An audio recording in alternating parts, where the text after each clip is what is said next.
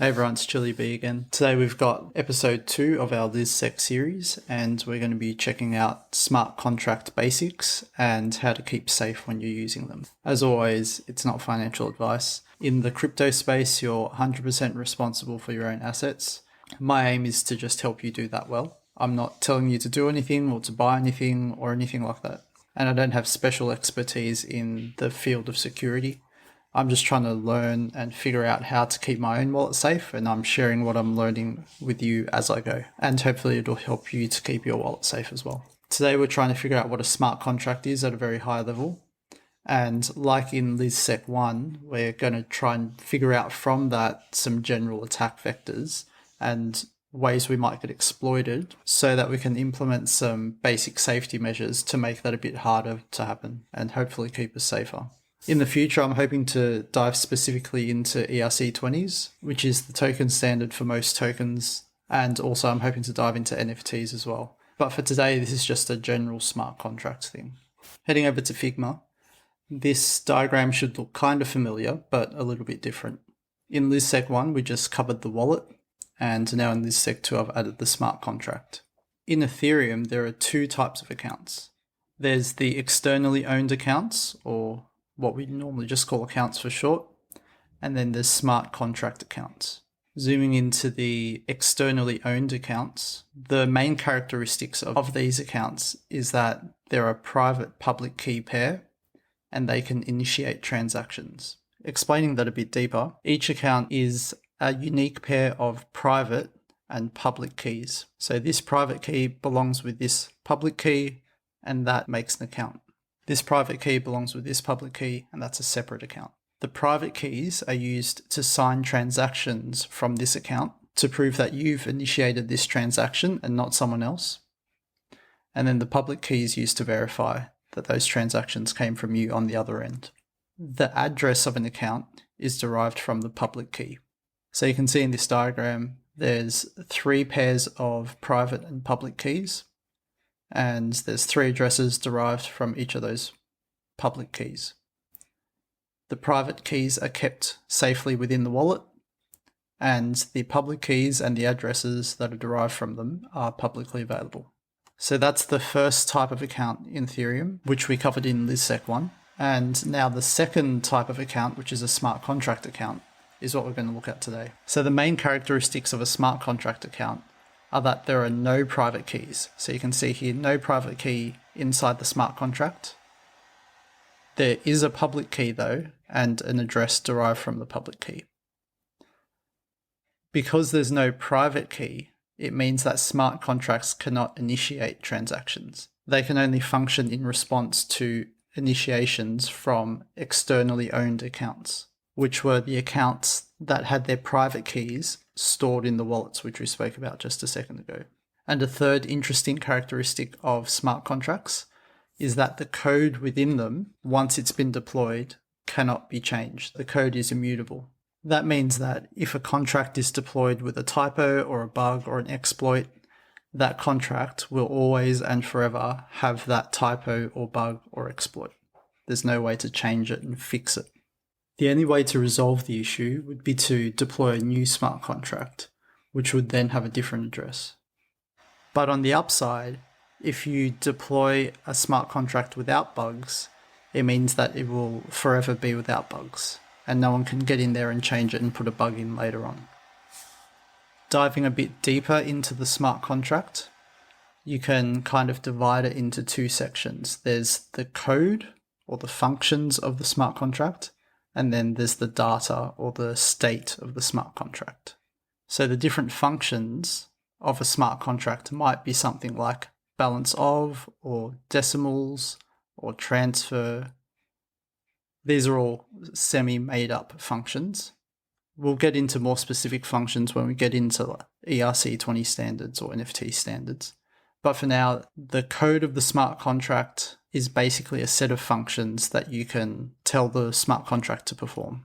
And those functions act on the data. So for example, if you call balance of, it checks the ledger for the balance of this address. How many tokens does this address have?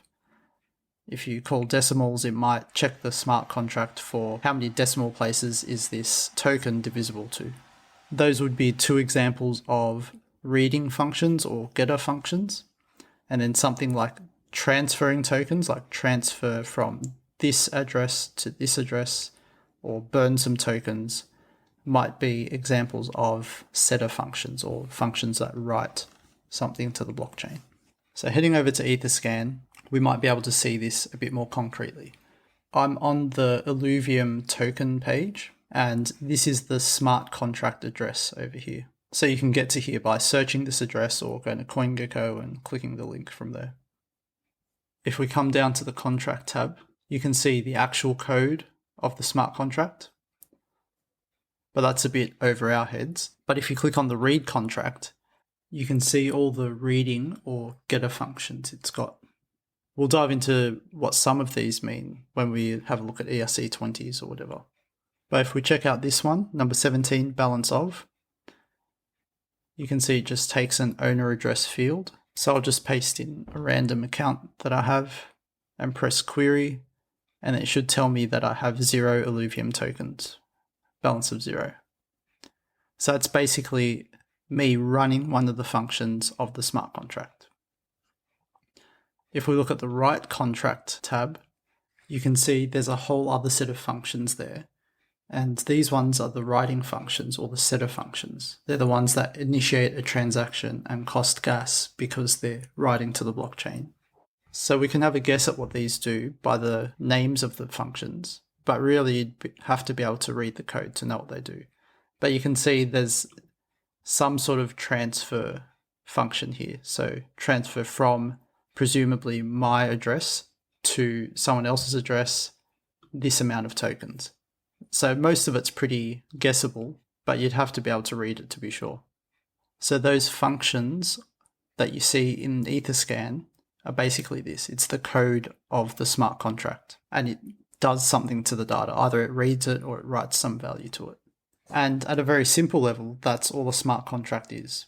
But if you've been around crypto for a while, you've definitely interacted with smart contracts, but you probably didn't do it like that. You didn't pick a particular function of a smart contract, type in a particular value, and then initiate the transaction. And that's because in between our wallet and our smart contract, there's normally another layer. And that layer is normally a web page. So if we pretend for now this smart contract is the Illuvium token smart contract, normally we wouldn't directly initiate transactions from our account to the smart contract.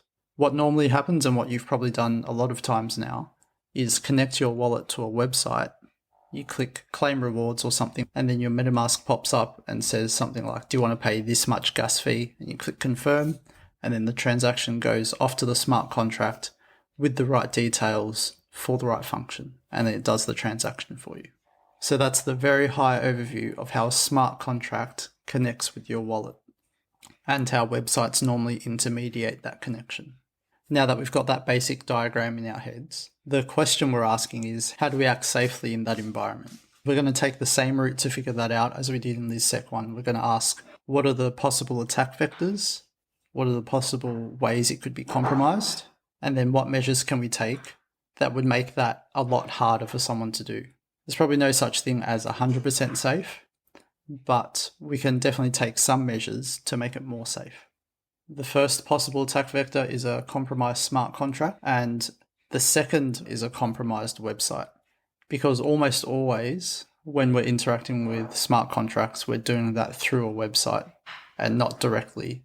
Even going to Etherscan and typing in details to their contracts tab would still actually be considered intermediated by a website. Truly interacting with a smart contract would be done by very few people, I think. So at our high level of understanding, these are the two general ways malicious actors could have access to our assets. The solution to both, I think, is pretty simple. Because we're not devs and we can't read code, or at least we can't read it proficiently, the best possible move we can take to minimize these attack vectors is basically being careful with who we trust.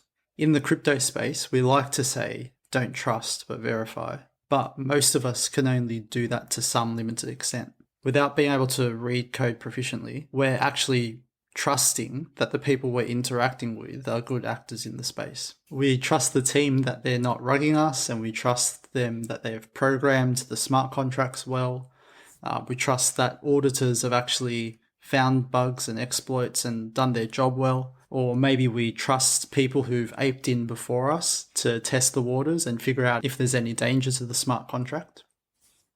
So as much as we would like to say don't trust but verify, as people who can't read code proficiently and can't verify actual smart contracts ourselves, by default, we're actually trusting. So the question is, how do you figure out who to trust in this space? I think there's two main ways we can filter for trustworthy teams or projects. The first one is to follow good teams. And the way to do that is basically to start from reputation. But in the crypto space where there's a lot of anonymous developers, that kind of means you're starting from zero. So to figure out if you can trust someone whose name you don't even know, I think you have to kind of watch for a while. And there's three things you can watch for. The first one is the attitude of the team and the developers and the mods and all that. Have a look in Discord, have a look on Twitter, see how they're treating people who ask them questions or probe a bit further, and see if that's an attitude that you think is a good one to have in the space. Early on in the bull run, I was in a project where the devs literally didn't say a word in Discord. And I asked about it a few times, and the mods would say, oh, the devs, they don't like to be in Discord, but they're working in the background. And I guess being in the bull run mania, that somehow made sense to me and didn't set off any red flags in my head. So I kept my money in the project. And looking back, that was a huge mistake, and it was actually a huge red flag. So the first and maybe the easiest indicator to look at to see if they're a trustworthy team is their attitude on Discord or on Twitter or on Telegram or however they're communicating. The second thing I look for would be how they execute or how they deliver. Have a look at the goals they've set. Have a look at if they've met their goals in the past and if they've executed in a timely or in an efficient manner. If they have been, then I would say they're deserving of more trust. And as they continue to deliver more and more, then they're worthy of even more and more trust. So thinking about the Ethlizards team, they're basically brand new. They've been in control for about 2 months or so. So if you've seen some of my other videos, you would have seen my spreadsheet where I'm keeping track of what the Ethlizard team says they're going to deliver and how they're actually delivering on that. And you'll notice that there's no red on that spreadsheet, because they've basically been delivering on what they say they'll be delivering. And if there's a delay, they're telling us there's a delay and what's happening with it. There's no point, or there's nothing that I've picked out where they've outright lied or totally failed and just denied the whole event. And failure doesn't necessarily mean they're malicious. It might just mean they didn't have a good measure of themselves or their capacities or anything like that. But in either case, especially if they're malicious, but even if they're not, I think that means that you should give the team less trust. But for the Ethlizards team, they've been delivering, so I'm gaining more and more trust. The third point, which is continuing that thought of failure, is how do they recover when they do fail? Because every team's going to fail in some way to some extent. So the failure might hurt your trust in them, but the way that they recover should build your trust back up in them. And as an example of this, I think about the Illuvium team when the SILV contract was compromised. So that was a pretty big failure. There was some sort of exploit in the smart contract or something. I don't actually remember exactly what happened, but there was something that the team left open which allowed some malicious actor to compromise the token. And so that would hurt your trust in the Illuvium team, and it should. But the way that they recovered from that was really impressive. They quickly locked down the issue so that it couldn't grow any bigger. They sorted it out, and they actually made whole from Kieran's own pocket everyone that was affected. So while it was a pretty serious failure, the way that they recovered from it showed a lot of insight into the type of character that this team had. And the insight that it showed made me trust in them more than before the compromise. So that's 3 indicators of what might make a trustworthy team. 3 pretty important indicators, but indicators that are a bit subjective and that you might have to watch for over time. So it's not a quick tick box. The other thing you could do to filter out untrustworthy teams is to avoid the bad ones, obviously. And those same 3 criteria could be used in reverse. So ones with bad attitudes, ones with poor execution, and ones that never really recover from failures are all red flags for teams that you should not trust. And I already gave you the example of the project where the devs just didn't talk to anyone in Discord and basically just slow-rugged everyone. And on the topic of avoiding bad actors, a really great person to follow on Twitter is a guy named Lizsec-2. I'll link his Twitter in the show notes. But he spends tons of time investigating potential bad actors in the space and exposing them with evidence if he thinks they've done the wrong thing. So he himself is anonymous, but he's built a reputation of being trustworthy. So I think he's a pretty good follow to avoid some provably bad actors in the space. He could be wrong, but he provides evidence for what he thinks, so you can decide. But if you're in the crypto space, there's almost no chance that you're not going to do some Degen minting on some really dangerous looking products with zero research into the teams. In that case, if you're not going to take the time to filter out which projects to trust, the next best thing you can do is to use your wallets carefully to minimize the amount that you can lose. Let's imagine we have a wallet, and in it I have my Ethlizard, some Lizcoin, some Illuvium, and some Ethereum. And I connect it to a new website to mint some new coins or NFTs or get an airdrop or something. I've done no research into it. I don't know if it's safe, but I've connected anyway. And in the background, it connects to a smart contract, which I'm hoping will let me exchange my Ethereum for this new and latest shiny coin. So that's what I hope it does. What it actually does, though, is I initiate the transaction and I send it my Ethereum, but instead of sending me this coin back, it actually drains my wallet. So I lose my Lizard, I lose my Illuvium, and I lose my Lizcoin. So that's basically the worst case scenario. You've got one wallet with all your valuable stuff in it. You connect to a website that you're not sure is safe. It directs you to a contract which you don't know what it does, and it drains your whole wallet. To minimize that danger, what we can do is create 2 accounts within the wallet. Going back to our diagram, 2 accounts means 2 separate sets of private and public keys. So that means that if this key signs a transaction and it lets some smart contract drain that account, it only lets it drain this account. It doesn't let it drain any of the others because they have a separate private public key pair. So we create 2 accounts within this same wallet, and in the first account, we just leave our Ethereum and we transfer our Lizard, our Illuvium, and our Lizcoin into the second account. Then we connect our first account to that same dodgy website. The dodgy website connects us to the dodgy smart contract. We perform the transaction. It takes my Ethereum. It doesn't give me the new shiny coin, and it tries to drain my account. And it's got permission to drain my account, except that I've got nothing in that account for it to drain because I've moved it all to account 2. In the best case scenario, though, it turns out it's not a dodgy contract, and it does send me the new shiny coin. And in this wallet structure, I would then transfer that coin into account 2. So the only interaction that account 2 has with the blockchain is to transfer assets between account 2 and account 1. I never use account 2 to connect to a website or to connect to a smart contract. A lot of people use this system and they'll use account 1 to mint Degen mints, or to use it as a burner wallet where you'll connect it to websites that you're not sure are safe or anything.